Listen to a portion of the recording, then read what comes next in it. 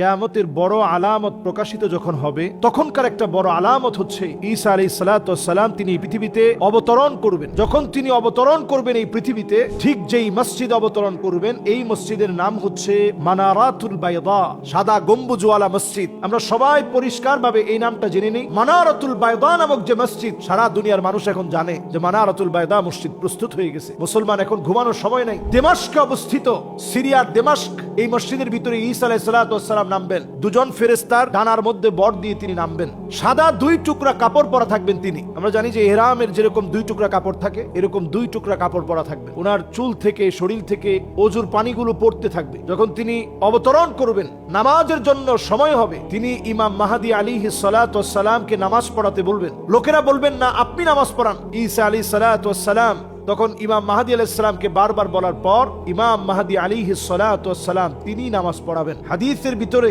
অনেকগুলো হাদিস এই মর্মে এসেছে। নবী করিম সাল্লাল্লাহু আলাইহি ওয়াসাল্লাম পরিষ্কার বলেছেন, লা তাকুমুস সাআহ, ততদিন পর্যন্ত এই দুনিয়ার ভিতরে কিয়ামত হবে না, হাত্তা ইয়ানজিলা ফীকুম ইবনু মারইয়াম, যতদিন পর্যন্ত ঈসা ইবনু মারইয়াম এই দুনিয়ার ভিতরে না আসবে, ততদিন পর্যন্ত কিয়ামত হবে না। হাদিসটি সহিহ বুখারীতে আসে। নবী সাল্লাল্লাহু আলাইহি ওয়াসাল্লাম বলছেন, হুকমান মুকসিতান, এই দুনিয়ার ভিতরে হুকমান মুকসিতান, আদালতপূর্ণ বিচার শুরু হবে ঈসা আলাইহিস সালাম আসার পরে। ফায়াকসিরুস সালিব, যতগুলো ক্রুশ রয়েছে, গির্জার উপরে যে ক্রুশগুলো আছে, এগুলো তিনি ভেঙে ফেলবেন। সব মানুষ আবার কালেমার দিকে ধাবিত হবেন। ঈসা আলাইহিস সালাতু ওয়াস সালাম ওয়া ইয়াকতুলুল খিনজির, সমস্ত খিনজিরগুলোকে হত্যা করা হবে। শূকর যেগুলো আছে, এই শূকরগুলোকে করা হবে। ঈসা আলাইহিস সালাতু ওয়াস সালামের ব্যাপারে হাদিসের ভিতরে পরিষ্কার যে কথাগুলো আসছে, এর মধ্যে আমরা পরিষ্কারভাবে বলতে পারি, মানারাতুল বায়দা নামক যে মসজিদ দামেস্কে অবস্থিত, এই মসজিদে, সিরিয়ার দামেস্ক, এই মসজিদের ভিতরে ঈসা আলাইহিস সালাতু ওয়াস সালাম নামবেন। সাদা গম্বুজওয়ালা মসজিদ মানারাতুল বায়দা সারা দুনিয়ার জন্য এখন প্রস্তুত হয়ে গেছে, তৈরি হয়ে গেছে। সারা দুনিয়ার মানুষ এখন জানে। সিরিয়ার আজকের বিজয় বলে দিচ্ছে তুবা লিশ-শাম, এবং নবী সাল্লাল্লাহু আলাইহি সাল্লাম বললেন, ওয়া ইন্না মালাইকাতার রহমান বাসিতাতুন আজনিহাতাহা, আল্লাহর ফেরেশতারা এই শামের জন্য ডানা বিছিয়ে দিবে।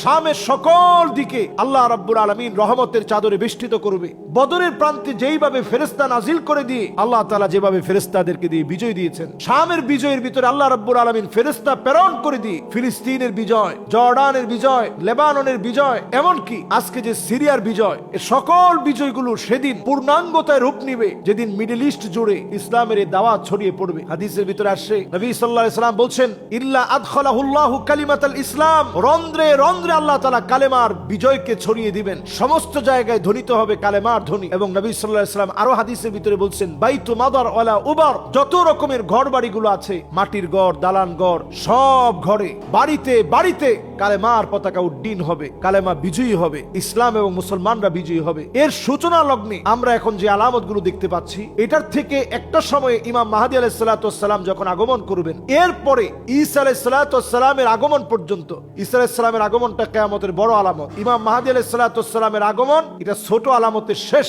ঈসা আলাইহিস সালাতু ওয়াস সালামের আগমন হবে ঠিক তখন মানারাতুল বায়দা নামক মসজিদে, যখন দাজ্জালের আসার সময়টা একেবারে নিশ্চিত হয়ে যাবে, দাজ্জালের আত্মপ্রকাশ ঘটবে। সব জায়গায় যখন দাজ্জাল তার প্রভাব বিস্তার করবে, 40 দিন যখন এই পৃথিবীতে অবস্থান করবে, এরপরেই আল্লাহ রাব্বুল আলামিন মানারাতুল বায়দা নামক মসজিদে ঈসা আলাইহিস সালাতু ওয়াস সালামকে নাজিল করায় দিবেন।